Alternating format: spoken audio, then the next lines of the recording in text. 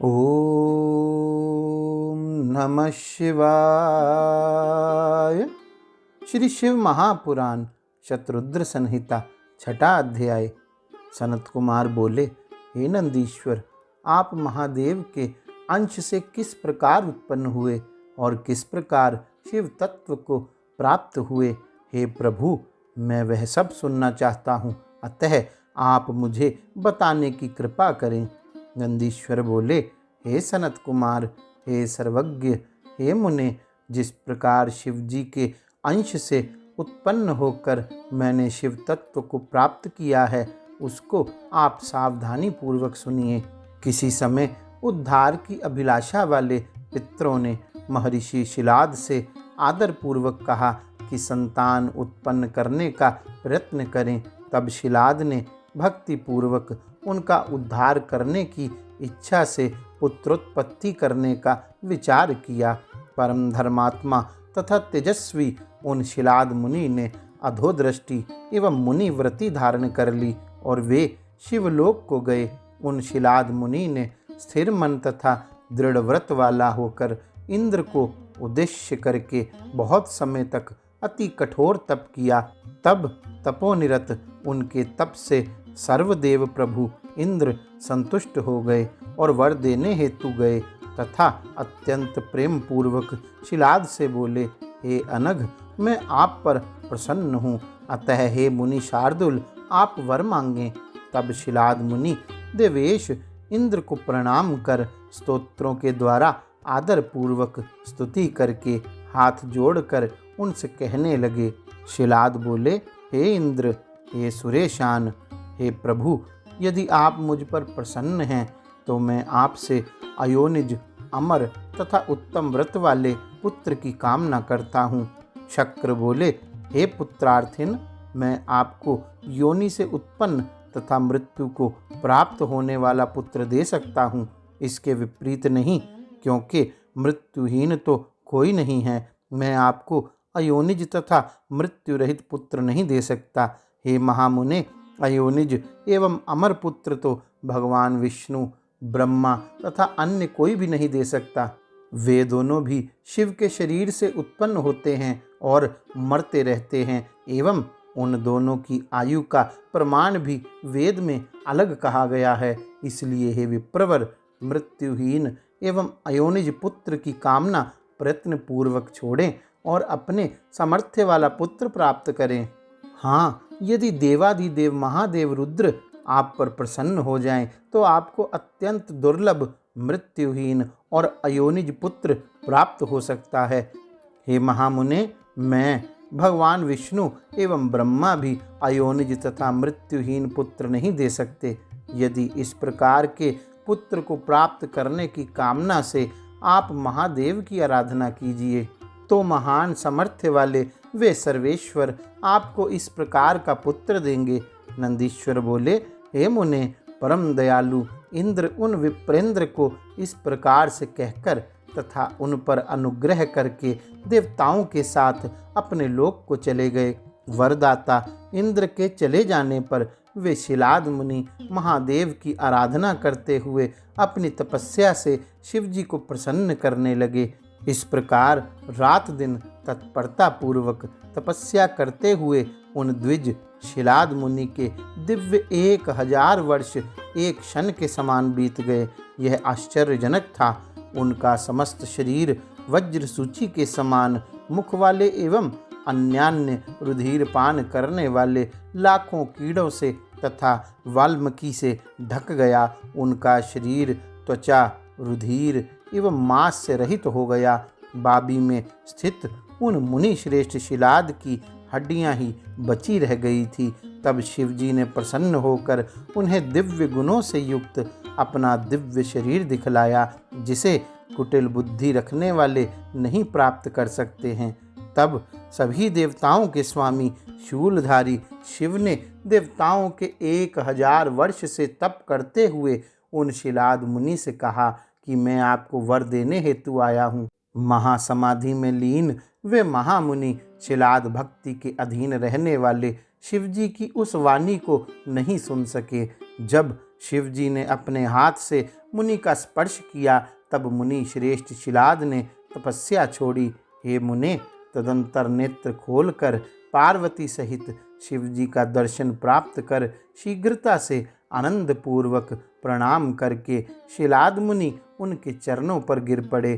तत्पश्चात प्रसन्नचित वे शिलाद कंधा झुकाकर हाथ जोड़कर हर्ष के कारण गदगद वाणी में परमेश्वर की स्तुति करने लगे। तदंतर प्रसन्न हुए देवादिदेव त्रिलोचन भगवान शिव ने उन मुनि श्रेष्ठ शिलाद से पुनः कहा, मैं आपको वर देने आया हूँ। हे महामते, इस तपस्या से आपको क्या करना है? मैं आपको सर्वज्ञ तथा सर्वशास्त्र वेत्ता पुत्र दे रहा हूँ। तब यह सुनकर शिलाद ने शिव जी को प्रणाम कर हर्ष के कारण गदगद वाणी में उन चंद्रशेखर से कहा। शिलाद बोले, हे महेश्वर, यदि आप मुझ पर प्रसन्न हैं और मुझे वर देना चाहते हैं तो मैं आपके समान ही अयोनिज और मृत्युहीन पुत्र चाहता हूँ। नंदीश्वर बोले, हे सनत कुमार। तब उनके ऐसा कहने पर त्रिनेत्र भगवान शिव प्रसन्नचित्त होकर मुनि श्रेष्ठ शिलाद से कहने लगे। शिवजी बोले, हे विप्र, हे तपोधन, पूर्व काल में ब्रह्मा, देवताओं तथा मुनियों ने मेरे अवतार के लिए तपस्या के द्वारा मेरी आराधना की थी। इसलिए मैं नंदी नाम से आपके अयोनिज पुत्र के रूप में अवतरित होऊंगा। और हे मुने, तब आप मुझ तीनों लोकों के पिता के भी पिता बन जाएंगे। नंदीश्वर बोले, ऐसा कहकर प्रणाम करके स्थित मुनि की ओर देखकर उन्हें आज्ञा देकर उमा सहित दयालु शिवजी वहीं अंतर्हित हो गए। तब उन महादेव के अंतर्ध्यान हो जाने पर अपने आश्रम में आकर उन महामुनि शिलाद ने ऋषियों को यह वृतांत बताया। हे सनत कुमार, कुछ समय बाद यज्ञ वेत्ताओं में श्रेष्ठ मेरे पिता शिलाद मुनि यज्ञ करने के लिए यज्ञ स्थल का शीघ्रता से कर्षण करने लगे।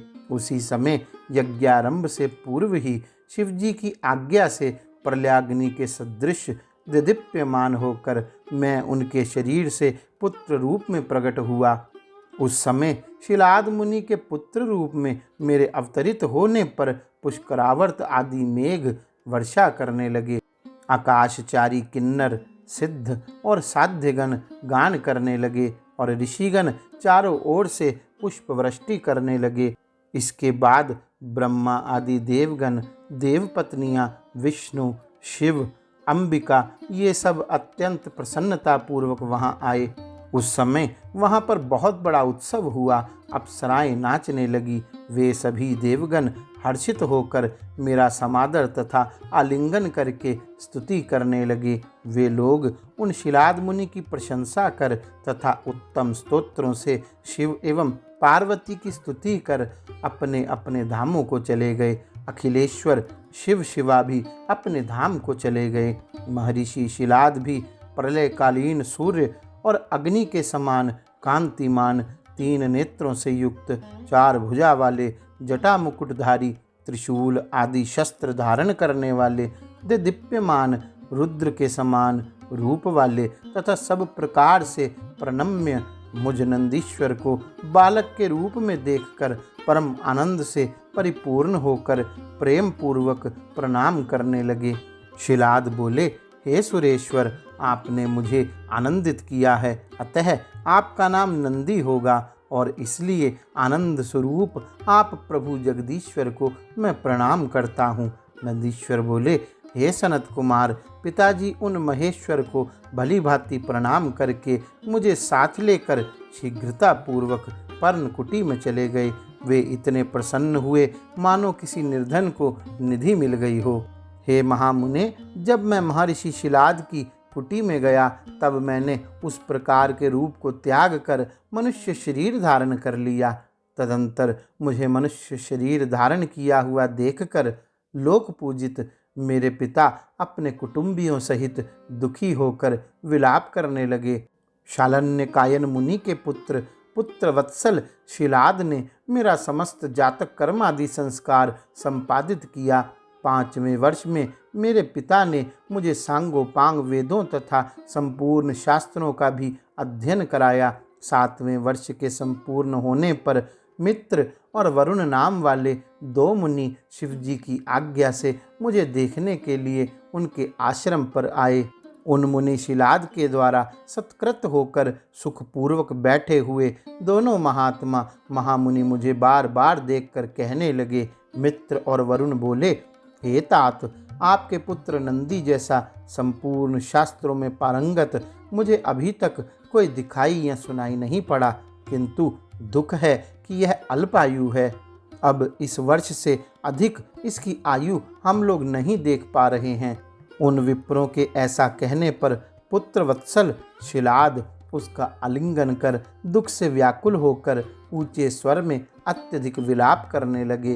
तदंतर मृतक के समान गिरे हुए पिता एवं पितामह को देखकर वह बालक शिवजी के चरण कमल का ध्यान कर प्रसन्नचित्त होकर कहने लगा, हे तात, आप किस दुख से दुखी होकर कांपते हुए रो रहे हैं? आपको यह दुख कहाँ से उत्पन्न हुआ? मैं उसको यथार्थ रूप से जानना चाहता हूँ। पिता बोले, हे पुत्र, तुम्हारी अल्पावस्था में मृत्यु के दुख से मैं अत्यधिक दुखी हूँ। मेरे दुख को कौन दूर करेगा? मैं उसकी शरण में जाऊँ। पुत्र बोला, हे पिताजी, देवता, दानव, यमराज, काल अथवा अन्य कोई भी प्राणी यदि मुझे मारना चाहे तो भी मेरी अल्प मृत्यु नहीं होगी। आप दुखी ना हों। हे पिताजी, मैं आपकी सौगंध खाता हूँ, यह सच कह रहा हूँ।